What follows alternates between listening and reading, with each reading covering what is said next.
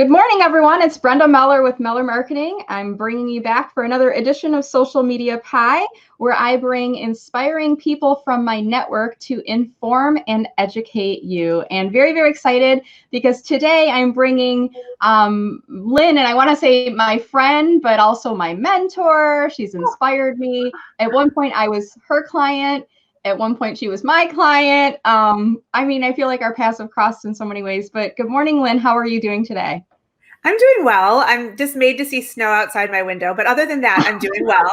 It's crazy. I got up really early this morning. I did. I'm in this accountability group call with Jan Griffiths. I don't know if you know who she is. Yeah. But 6:30 in the morning, I was like, who's up at 6:30? It turns out I got up. I've done this a couple times now. But then afterwards, I went for a kind of a power walk around the neighborhood, cleared my head, and it was cold, but it was sunny. And I'm like, oh, it's going to be a beautiful day. And now I'm looking out my office window, and there's like a blizzard going on here in Michigan right now. What is happening? It's May in Michigan, or April in Michigan. What can I say? It's like very temperamental in Michigan this time of year. Right? Yeah. Well, before we get our conversation started here, I just want to kind of introduce the topic. So I reached out to Lynne, and I think we originally had this pre-COVID. We talked about having you come on LinkedIn Live. And then I think, we were supposed to go, I want to say was it in February? And I think you had some things to move around, and we said, let's push this out. So we rescheduled it. Right. And I think at the time when we rescheduled it, it was still pre-COVID. It wasn't like life was crazy yet. And then we rescheduled it, and here we are in the midst of things. But, I still feel like this topic is relevant. And now even more than ever, businesses are having to change a bit of what their approach will be. And Lynne and I were talking a little bit before the show got started, guys, on this. And I hope she shares the story with us here today. But before we jump into that conversation, I just want to say good morning to all of you and welcome. Thank you so much for joining. Whether you're watching this on LinkedIn Live, on Facebook Live, maybe you're watching this on YouTube later on, or some other network, we just want to welcome you and thank you for joining. And I've got this little scrolling ticker kind of running below us on the screen just to remind you, as you're coming into these live broadcasts, really an important thing to think about is to get into the conversation and build visibility for yourself. So one of my tips is, when you jump in a live session, make a comment, like the video right away if you can, because that helps us out, but also make a comment below and just let us know, where in the world you're watching from. Are you here in Metro Detroit? Are you in Macomb County, which is where I'm located? Are you in Oakland County, which is where Lynne's located? Are you in some other state in these wonderful United States or some other country in the world? Just let us know where you're watching this from. So Lynne, so as we get this conversation started, I want to just kind of briefly mention, you and I don't even remember when it was we first met. Do you remember? I remember it was when I was at Walsh and you were doing your company, but do you remember what it was that it could be in Forum, but it was definitely before Walsh became a client of ours. So I don't really know. I knew you before that. Yeah, I feel like it was through. Were you ever involved with Jan Hubbard and the Business Leadership Institute at Walsh? I think so. Yeah. And maybe it was like through one of her conferences and events. But anyways, you and I have been friends for, has it been 10 years? I feel like it's been, if not. I feel like it is. Yeah. It's been a while. And we worked together in, like I said, several capacities throughout the years. But what I'd like to do, Lynne, is if you could start by giving folks a little bit of your background so they kind of understand what it is that you do, who you help, and a little bit about the products and services that you offer as it relates to our topic for today, storytelling, marketing, and defining your brand story. Absolutely. Well, thanks for having me on. I really appreciate it. So my company is Your People, LLC. It's at yourppl.com if anybody wants to check us out. And I was a journalist for a long time. I am from Michigan, but I lived in New York and Washington, D.C. after college. I went to the University of Michigan, go blue. And I was a journalist. I've always loved to write. It's my first passion. It's really how I find meaning and communicate with the world. And I moved back to Michigan in the mid-90s, and I worked for newspapers here. And then I went freelance for about 15 years. And while I was freelance, I was raising my family. I was teaching college English. I was doing all kinds of things, writing. And then we all know that in 2007, 2008, things changed. Journalism sort of crashed a little bit along with other things in the economy. And I had very little kids. I was becoming a single mom, and I needed to figure out how to pivot. and support my kids. And so I created Your People, which was to use my communication skills to help businesses. So it has grown and it's become public relations and marketing. But what I do is I really bring the storytelling techniques and skills that I've grown up with and been trained in to get companies out there. And so we use a really complex mix, I guess I would say, of storytelling, relationships, and higher purpose. Those three elements are what we need to use to sort of form the foundation of a marketing campaign. And we started in the early years just sort of taking people on, taking companies on, and helping them get out there. So whether it was to build their website or pitch them to media or get them on social media, whatever it was, we started with that. And then what I found over and over again was that even companies that were pretty well established, maybe even in second stage, didn't have a well-defined story. We didn't know the words we wanted to use, the origin story, any of the details that we wanted to be consistent with in our communications. And so I'd take a step backwards and I would start to use my reporting skills from my journalism days and ask CEOs and managers in the company, how did this come to be? How did you evolve over time? What's your main focus? What are you hoping to do to make a difference in the world? Not just make money, but how do you want to impact the community and truly make a difference? And so we were doing it already before I sort of encapsulated it as storytelling marketing. And now we have a very deliberate way that we work with people. And so they do come on in the same way that they did in the beginning, but we have a lot of clients that will come on to build their foundational narrative, which is a term that we use to mean that story, that core foundation of words and phrases and touch points that we're going to go back to again and again for any kind of marketing messages. And we work on that. And that often includes developing the mission, the vision, taglines, core values or company principles, things like that. And then we'll go from foundational narrative to marketing strategy, which can include media relations, social media, blogging, e-blast, website, etc., advertising, logo design, all of that. And then we start to implement. And so that story is where everything begins and where it all goes back to so that we can be consistent. Awesome. And I love kind of the whole process that you just described for us and how you're helping to make this process really meaningful. I mean, I'm using your words, meaningful, but sometimes when we are working with organizations, I kind of feel like they're, and you use the word narrative, so I'll echo that. The narrative is kind of hollow. We are a company that produces widgets and they're the best quality widgets in the world, and you can't find widgets anywhere better than ours. And I'm like, well, there's something missing there, because now you just commoditize what you do and there's not the rich history or the why. That goes along with it. And I also love how you're kind of, creating that foundational messaging, because you can always point back to it. And on that note, gosh, what interesting times we are living in, and what wonderful things for your clients to have a foundational message to point back to now, because it can be a challenging time. What do we say about ourselves? How do we approach doing business? Can we lead out with messages right now and not appear tone deaf or inappropriate, not lose any of our current clients or audience members because we're not doing those right approaches. So, going back to this topic, now today we'll be talking about a storytelling, marketing, and defining your brand story. And, so for those that are kind of listening in to this broadcast here this morning, I mean, what is storytelling marketing? Tell me a little bit about that. Well, it's pretty intuitive. You're telling a story as a way of grabbing attention and building a connection, because I really believe that marketing is a relationship. It has to have mutual benefit for you, for me. So we can't just say, come buy our widgets, but it has to have something in it for them. So they're gaining whatever purchase they needed, but there has to be something deeper, because we live in a connection economy and stories are the currency. We don't actually need anything, which I think this pandemic is showing us how easy it is to actually cut things out of the budget and simplify our lives. I was amazed that our very complicated family budget with 4 teenagers went down like this really fast. And I'm like, what were we spending money on for so long? Of course, we can't go out and do all the things we were spending money on. Right. So you don't have that entertainment budget. You can't go to the movies and even go to the mall where I don't know about you, but walking around IKEA or something like $300 later, like, what did I buy? Right, What is right. And actually, wow, I have enough clothes this whole time. Right. Like, I'm not even wearing everything. It's so funny. But anyway, so that mutual benefit is really important. And you have to think about transactions, sort of transcending transactions. Like, it's not just I'm buying a sweater or I'm buying a widget. It's, am I gaining something that deepens my purpose in the world, that makes me feel better about my place here on this planet.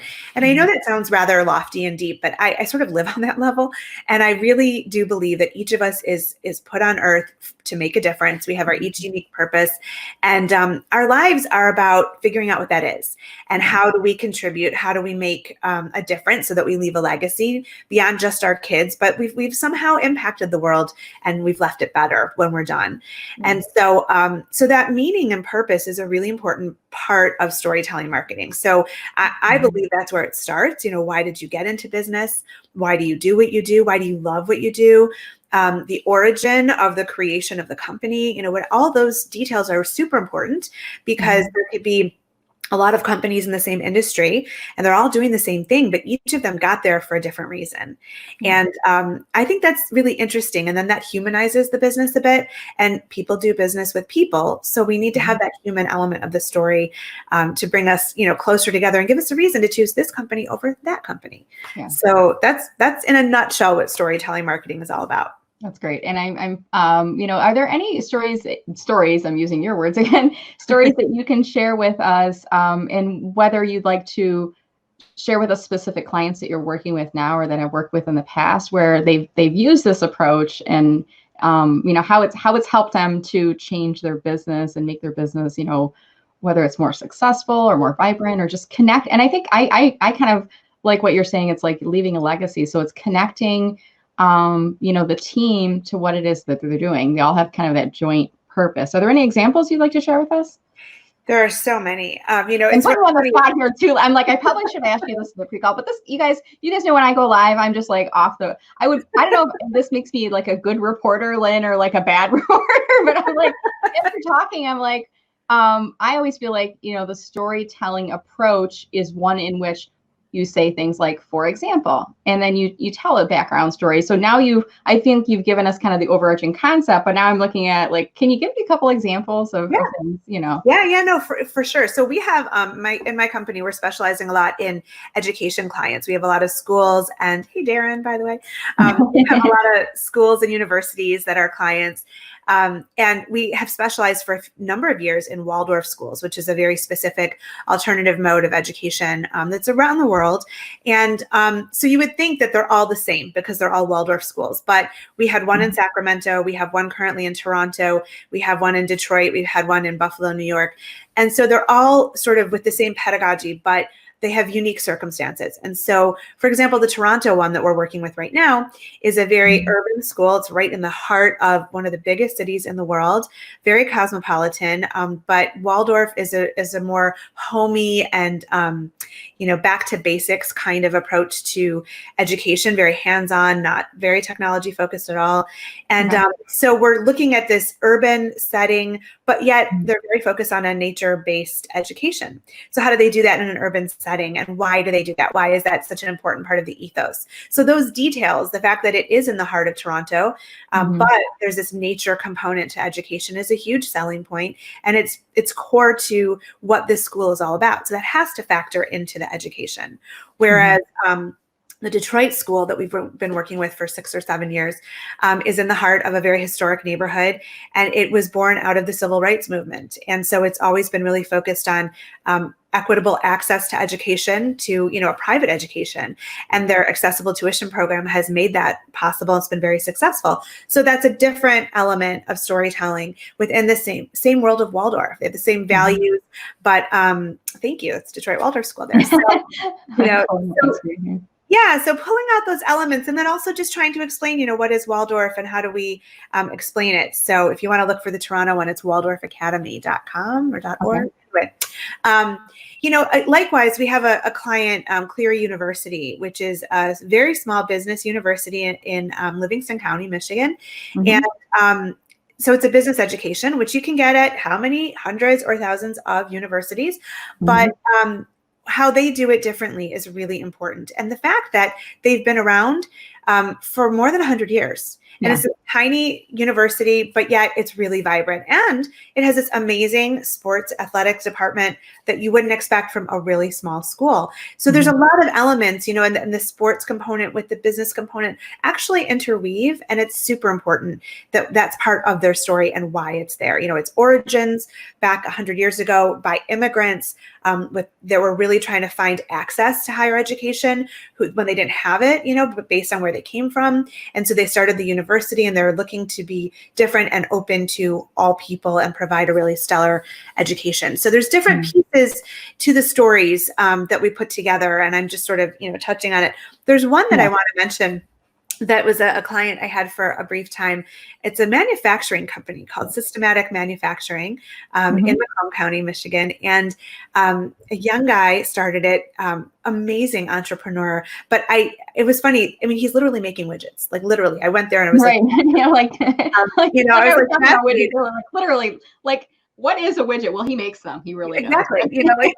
And it's manufacturing, really not such a consumer type of thing to work with, but it was so artistic when I sat and talked with him about how he got to doing it, who he is. And then I watched the processes, and I am not technical minded in any way. And I was just mesmerized. And so it got me super excited about a sector that I never would have been excited about.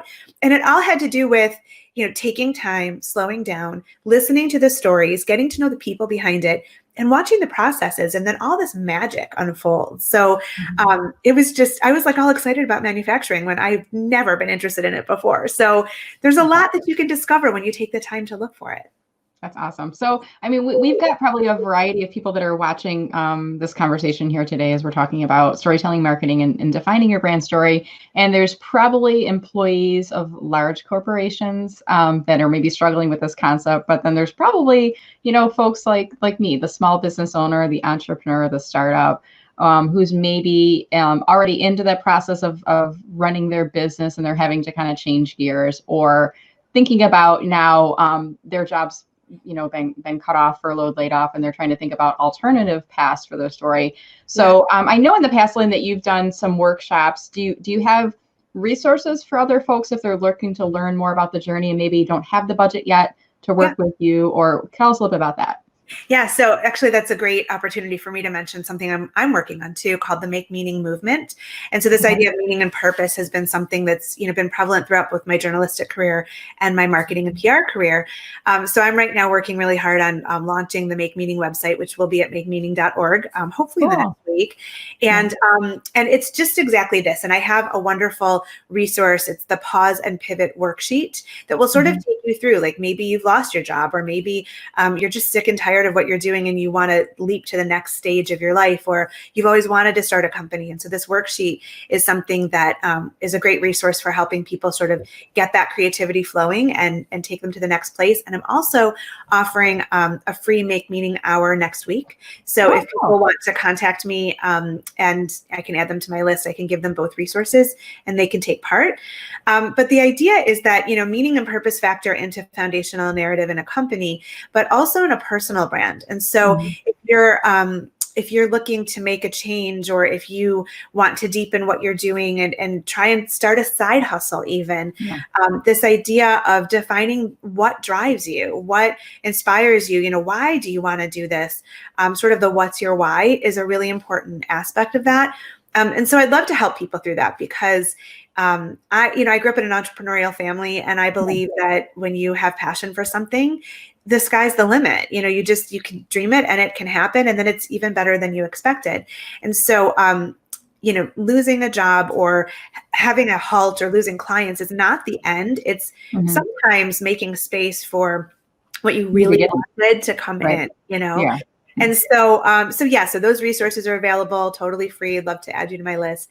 And the Meaning movement is going to both work on marketing with meaning and having that sort of, be overarching all of your marketing messages, but also finding your personal meaning and using that to make your next decisions. So I'm going to just pop up your People website up on screen here, Lynne, because I think you have like a subscribe. Yeah, there's like a Yep. newsletter sign up in here. So I'm imagining, once the new site is up and then the resources are available, you'll be messaging people from this newsletter too. Yes. Yep. All right, perfect. So that's a way, guys. I'm going to pop up her web address up here on screen if you're interested in learning more. I don't know about you guys, but I'm like the lazy marketer. I'm like, show me where it's at and give me the resources. Like I like reach out to Lynne and email her later. We're like, can you just send me to a place where I can just like drop it in and then she can message it to me later. And here's the place. If you go to her Your People website, you can look for some of those resources. And then Lynne, I see all these lovely little icons at the top of your screen because you've got a podcast too, right? Yes. So the Make Meaning movement grew out of the Make Meaning podcast, yeah, which we are now publishing weekly. It was every other week for a while. And there's just so many amazing people out there doing meaningful things that I now know how to podcast from home. So I've been, gaining new skills during this pandemic, but we're interviewing wonderful people, sharing their stories. And so that's something that I would love to get some suggestions for. If you think that you have a great story, you can contact me and suggest yourself as a guest. You can go to the contact form at yourpeople.com and just tell me what you want to do. So I want the Pause and Pivot Worksheet. I want to join your Make Meaning Hour. Hey, I'd love to be on your podcast. And I'll send you a questionnaire. It's not that easy. I want to know a little bit more about your meaning and purpose, but it's a lot of fun. And we have a lot of great people. So check that out for sure. Yeah. Awesome. And the podcast was great, you guys. I've listened to it and I'm following Lynne on social media. And anytime I see her pop-up broadcast up, back in the day, it was like the podcast would be the things that I would put on in the car as I was driving back and forth between client and networking events. But now it's kind of as I'm doing work, I try to find like a podcast. So Lynne does some really great interviews there with different people from different backgrounds. And I love the whole Make Meaning focus. She had me on her podcast several years ago, and I'll drop the comment below too, so you guys can listen to that. But it was kind of like talking about my journey to entrepreneurship and, leaving a corporate job. For me, I never was one of those people who kind of like, oh, this is what I'm going to do. But I had an opportunity to kind of figure out where I wanted to go next. The universe nudged me forward, and I kind of told a bit my story. But focusing on the, how do you find meaning in everything that you're doing? And I think, Lynne, especially as we get older, when we're young, we're like, oh, I'm going to live forever. I'm going to do everything, And then you start to realize, gosh, do I even like my job? Do I even like my company? Do I believe in what I do? And it becomes even more personal, to have something where you feel like you are giving value and you understand what it is that you do and you are valued and you are appreciated. Yeah. And I love the interviews that you do with different people because they bring such really great perspectives from diverse backgrounds and industries. And I see there's even like some younger adults that you have in your interview, and then you have working professionals and you have entrepreneurs. So I just really admire you, Lynne, and I look up to you, and you're such an inspiration to me and to so many. So I just want to, say thank you for that. Well, thanks, Brenda. And, I'd like to have you back on the show because you were one of my first guests and I was impressed with you back then. And I just have seen your business develop, and your passion, your energy is so amazing that I think there's a lot more we could talk about. And, I've also developed in my podcasting skills. And so we could sort of do a part two and see, how you've grown and evolved over time. But the podcast is funny because it started as, I brought my journalistic skills into it, but it started as sort of like, I'll use this as a marketing tool and new clients. And it became a passion of its own. And I really I love interviewing people. I love sharing their stories and having these deep conversations. I always walk away with such insight and inspiration. And I feel so lucky that I get to talk with these people. Some of these people are, heads of universities and CEOs and musicians and writers, and they're just everyday folks who are really kind and generous, and we can learn from anybody. So the podcast, it's taken on a life of its own. It's a fun thing to do. That's awesome. And I when you had me on the show, I was like, I'm in awe of you anyways. I'm like, you've got so many different areas and aspects of your business, but I was like, this is like she was, she had me come into the podcast studio. I had the whole headphones, the jumbo microphone. And I was like, wow, this is like a whole operation. It's really impressive being a part of the process. But I'm even thinking you say like, you just love that experience for interviewing people. And for me, like the LinkedIn lives of these broadcasts that I'm doing, it's not really for me about getting business from people or even getting visibility, for the viewing. It's more like, in the beginning I was doing LinkedIn lives where I was sharing marketing and entrepreneurial tips. And then I was starting to do like one interview a week with another person. And then, everything kind of collapsed with the pandemic with events. And I'm like, okay, so my client work's not coming in right now. I've started doing some LinkedIn for job seekers, helping others, giving back. But then I'm like, well, what else can I do to help others? Well, I've got a platform, and the live LinkedIn Live community is by you have to apply for it, so not everybody has it. So I'm like, well, I can help to shine the spotlight on others. So why don't I start doing more interviews? And now I'm doing 3 to 5 a week. But the intent is it's kind of selfish, I'm like, I'm picking people that are very interesting. Like you and I feel like we could just talk for hours. Yeah, sure. And I learn from people along the way. But then the other benefit is that I'm giving guests like you the platform to talk about your story, and also to help all of you who are watching us here today. So on that note, Lynne, I'd like to take a look. I'm going to look down at my phone, guys. And when I do this, I'm showing you my phone. I'm not doing this to be rude or check my email. I'm actually looking up your comments. So while I am doing that, I want to remind you guys too, if you're watching this on LinkedIn, you have to submit comments through LinkedIn. If you're watching this on Facebook, this is a little workaround. If you're watching this on Facebook, you go to my facebook.com/MellerMarketing. If you leave a comment there, I can actually pop your comments up on screen. So that's what I did earlier with Darren Lawson, and then we had Mariam and Keitra as well. So if you pop your comment there, I can put it up on screen. Hint, hint, you get a little bit of marketing and promotion for yourself and for your business.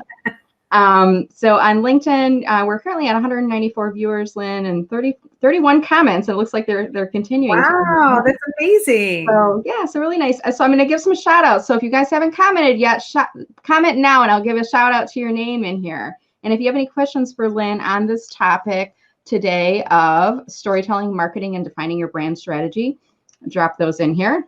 So I'm going to say good morning to Juman, Alak, Deepthi, Amy, who's coming from Michigan, Kelly. Hey, Kelly, how are you doing? From Myanmar. So we are definitely international already here, Lynne. Wow. We have Juman is from Detroit. Rich Carr is from Seattle. Hey, Rich, how you doing? Catherine Bigenho, it's so nice to see you, Catherine. We were on the accountability call, the crack of dawn this morning, and nice to see you as well. Catherine, make sure that you're following Lynne on LinkedIn. And we have Yulia from Oakland County, Melissa from Victoria, British Columbia, Canada, Mavita Burris from Troy, Michigan. Do you know Mavita? I do. Hey, Mavita, okay. How you doing? I feel like everybody knows Mavita. If you guys don't know Mavita, you got to connect with her because she's absolutely awesome, and I just love her so much. I'm in her fan club. We've got Yoli Randall from St. Louis. We've got Therese Iglesias from West Bloomfield, Michigan. Hey, Therese. Zandy from Swaziland. We have Eva from Oakland County, and we have Gunnar. And Gunnar is asking about my show, so we'll follow up with you, Gunnar, on that. Juman says go blue. Ava says go blue. Yeah. We have Tamar from Kingston, Jamaica. Jabir from India. Hello, Jabir. Oh Good morning. Wonderful. Yeah. We have Kubus from South Africa. Tracy Wick from Novi, Michigan. Diane. Hi, Diane. Diane was on yesterday. She is a published author, and she was talking about getting published. And Lynne, you're a published author too. You've gone through the process now. Yeah, I have 8 published books, actually, because I'm a writer first and foremost. 2 are poetry, the rest are nonfiction, and I'm actually working on the Make Meaning book right now, which doesn't have a title yet. Okay. Yeah, and it's almost done. So that will be out later this year. Yeah. Is it now, Diane, what she was sharing with me yesterday, a lot of really good tips on getting published. But one thing I remember is like, just get the first one done and like, don't overthink it. And I'm even thinking the book I'm working on right now, I could probably have like 10 mini books. If I just pulled one of it out and just got one published, and then I get a little bit of momentum. Was it like that for you? Like the first one was the hardest, and then once you've gone through the process, it was a little bit easier? Well, my first book was my master's thesis, which is a poetry manuscript. And so I had 2 years to work on it in grad school. And then I was really lucky that a small publisher on the East Coast published the book of poems in time for my graduation from grad school. So that was very cool. And then after that, it was sort of like opportunity just sort of knocked at the door. Like I thought, I want to do this. I don't know if anyone's going to want it. And then introductions led to introductions, and I got lucky and people published it. But it's not a money-making endeavor. It's a brand building, and it's also sharing your perspective and your words with the world, which is incredibly valuable. So, and I'm looking at my bookshelf because I bought one of your books, and I'm trying to remember which one. Do you have one with like a picture of a fruit on the front of it, like an apple or something like that? Yeah, it was Stand Out from the Crowd. Okay, so when I I'll give a pause in a little bit, and I'm going to look for the book because I want to pull it up and show people. I'm like looking, I'm trying to figure out which bookshelf I have it in the office. But at any rate, fellow publishers and authors. So Diane, thank you for joining. Vicki says she likes the statement transcending transactions. Thank you. Mavita, human element, my favorite. And Yoli says when you love what you do is so important. Why you love what you do is so important. Totally. Amy Lazar is saying, have we read Stories That Stick by Kendra Hall? I haven't heard of it. You, Lynn? No, I'll check it out. Stories That Stick. Amy, if you have a link to that on Amazon, drop it in the comments if you could. Emmanuel, hello from Detroit. Emmanuel was on our early morning call this morning. Nice to see you, Emmanuel. So let's say this question, Lynn, is for you. So this is a question from Juman, and she asked, what do you recommend for someone who has to introduce themselves for a speaking engagement? So Juman, are you asking what advice do we have for you in terms of giving your bio to someone? Or are you looking for advice on if you want to pitch yourself to be a speaker at an event? And I'll ask Lynn to pick either one of those options to respond. Yeah, well, well, it's hard to get speaking engagements, and I've had a lot of clients who want me to book them. There's a lot of free opportunities if you want to be speaking. Rotary clubs, chambers of commerce, all of these different organizations are looking for talented and interesting speakers. And so as long as you start locally and grow your audience, that will lead to business growth and other speaking engagements. If you are looking for guidance on how to write your bio, I actually have a worksheet, so you can contact me and I can send it to you. I just redid my bio and it's totally different. It's just more of a fun bio, also written in third person, which is kind of funny, but just like, taking a step back from yourself and saying, what's remarkable about me? What's different? What's my story? And really writing it from a storytelling perspective makes you come to life a little bit more. So I can help you with that as well. All right, awesome. And I'm waiting to see him. I keep refreshing my phone, guys. I keep refreshing it in LinkedIn to see if she's still watching and if she can clarify what she's looking for in there. So let me pull that comment up one more time. 41 comments now. So we're getting 208 views. So you're amazing. Yeah. So Juman says, I'm already a speaker and I want to tell my story. So it sounds like your explanation helped to kind of set that up. Good. Another question, and I'm going to look for my book while you respond to this one, Lynn. So this question is from Yulia, and she's asking, what advice would you offer to someone who is just starting their business? Well, that's an open-ended question, but I would say that, it's a step-by-step process. There's a lot of components in starting a business, and it can be overwhelming. And so I'm a big fan of writing things down and making lists and then physically checking it off when I complete something. There's actually psychology that talks about what it does to the brain when you are checking off a task that you've completed and how it motivates you to do more. So I'm old-fashioned in that way, but I would make an outline of all the different steps of starting a business. And everything begins with your story. And so getting very clear on why you're starting it, what inspires you, what you bring to the marketplace that's different from the competition, your unique value, and what people will walk away with.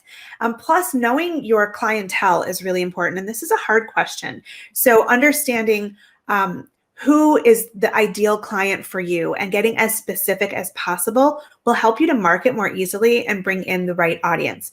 So a word of caution to people, I've had clients say, well, anybody could be my customer. And that may be theoretically true, but it's not realistic. You can't market to everybody. And so the more you can specialize and develop your demographic audience and be very clear in who you're a fit for, the more likely you will be to be successful. So I think that's a great place to start, and just don't be overwhelmed by all the many steps in building a business.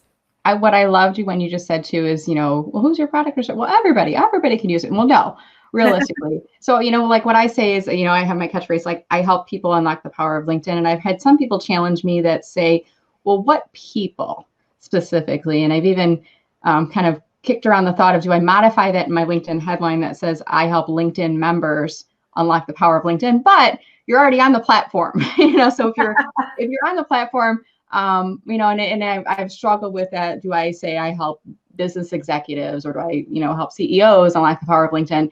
But, it works for me. And I think the category of what I do helps to explain that a little bit, but I loved that, that advice for people just getting started. you have to define who those people are. It can't just be people. It's not animals and people, it's just people, but you really have to kind of get niche on that expression. So really great advice there. I can't find the book, Lynne. I know I have it because like when I set up my home office, it's in here somewhere, but I'm going to drop the link in the show notes below after we finish the broadcast here today. Well, I appreciate that. That book's kind of dated because it has specific information about social media from probably like 8 years ago. So the overarching principles are still valid. And I'm happy to send that book to anybody who wants it, but just wait for the Make Meaning book because that'll be more up to date. And that should be out probably by the end of the summer. Okay, awesome. So, and I'm going to hold you accountable to that too. I'm going to reach out to you in the summer and be like, where's that book at? Got it. You're like a doer. I mean, I think you've got the momentum that's already kind of going with what you're doing in your business. And I really feel like you're going to get there. It'll be, you say you're going to meet that deadline, and I definitely know that you will. So a few final of comments that did come in here. Just trying to follow them up again here. Jennifer Lerner Friedman says, and I just want to share this with you, and this made me feel really good. She says, watching you is a nod to female empowerment. Thank you, ladies. So Jennifer, thank you. That's so sweet, isn't it? Yeah. I feel like, what's that, Rosie the Riveter? I feel like I want to do like a pose with you, Lynne. Like, can we do this? Like in the screen here? Yeah, like a little bit like that. Like this will be the YouTube still. Love it. I try to do, whenever I pull these videos down and put them on YouTube, I've tried to do something a little different. Sometimes I do the, high five or like, this way. You have to reverse it. So sometimes I'll do, and I've got my Sugar Creek coffee mug here. Sometimes I'll do the clinking of the glasses, but I try to do different fun things because it's, it kind of brings out the personality of the interview on there. But thank you, Jennifer, for watching. Annie's from Michigan. Yoli says, good morning. Denisha, nice to see you, Denisha. She's from Michigan as well. Mavita, this is amazing. She loves that we were international. Yeah. Mavita, we were international on your call too. I love that we reached through this platform. We can reach people from everywhere in the world, different time zones. Really neat here. All right. So I think that might be it on our comments here. Jennifer's kind of echoing what you said, Lynne, too, in terms of that business advice. Take one thing at a time, develop your story, start your social media brand, your network, etc. Do you know Jennifer? I do very well, personally and then professionally. And we're actually in a sort of fellowship cohort together right now with the Shalom Hartman Institute. Oh, that's very cool. Yeah, I remember you telling me about that. That's awesome. Yeah. All right, Lynne, so in any, we're kind of wrapping up our conversation here today. Any closing comments with the group and kind of going back to this topic of storytelling marketing, defining your brand story, or alternatively, are there any additional resources or tips that you want to kind of give to those that are listening in today? Yeah. So, the thing is that business and your story are an ever evolving thing. They're not stagnant. So whether it's your website or just sort of the underlying content that drives your marketing and communications, it needs to be revisited every year or two and be open and free to make changes, to edit as your circumstances change and let the business show you what it's going to be. Because, a lot of times we hold really tightly to a certain concept and we start a business with one vision, but that vision can grow and it should. As you get better at what you're doing, you define who you want to work with. I think that you should really just go with it and let it flow as it's going to unfold, and the story goes with that too. Awesome. And I'm going to pop your LinkedIn up on screen here, Lynne, and just remind people, if you're looking to learn more about Lynne and the business that she's doing, definitely look her up on LinkedIn. And Lynne, are you open to new connection requests from people or for followers? Yeah. Okay. Absolutely. Yeah. And I always tell people, when you reach out to connect with folks, make sure you include a personal note. So reference to Lynne in your invitation that you saw her on the LinkedIn Live here today. If there's something particularly meaningful that she offered in terms of the advice, definitely mention that in here as well. And I'm just going to give a quick shout out here to Tisha Hammond, who just joined us on Facebook. Give her a little comment here as well. And then, and the other thing I want to just remind people is the Your People website. Let's see if I can find your URL here. Navigating on through StreamYard right here. So there we go, yourpeople.com. So check out the website here. Click to subscribe. You'll get notification. And then in the future, you'll have the makemeaning.org. So maybe, Lynne, we should do another LinkedIn Live a couple months online once you have that site up and running and some more resources. So let's book it. I'm on board. Awesome. All right, guys. So sorry, go ahead. I said, thank you so much for having me. No, it was a pleasure, Lynn. And it was really just a fun conversation. Glad to reconnect with you. Hopefully the world will open up again soon. I think we're going to be a little bit timid on getting ourselves out there. Maybe we don't hug, but maybe we fist bump or wave or curtsy or something. Whatever it is. Yep. Yeah, but pleasure having you join here today, Lynn. And I really enjoyed the conversation. So thank you so much. Thanks for having me. It was a pleasure. All right, guys. And then just a reminder too, if you're not already subscribing to my email newsletter, see if I can do this up on screen here, make sure that you subscribe. I will send out an email about once a week or so with an updated show listing for future interviews, as well as LinkedIn strategy tips, and encourage you to watch that along. So that's it for us today. We're going to go ahead and end the broadcast, and have a great day, everybody, and stay safe out there.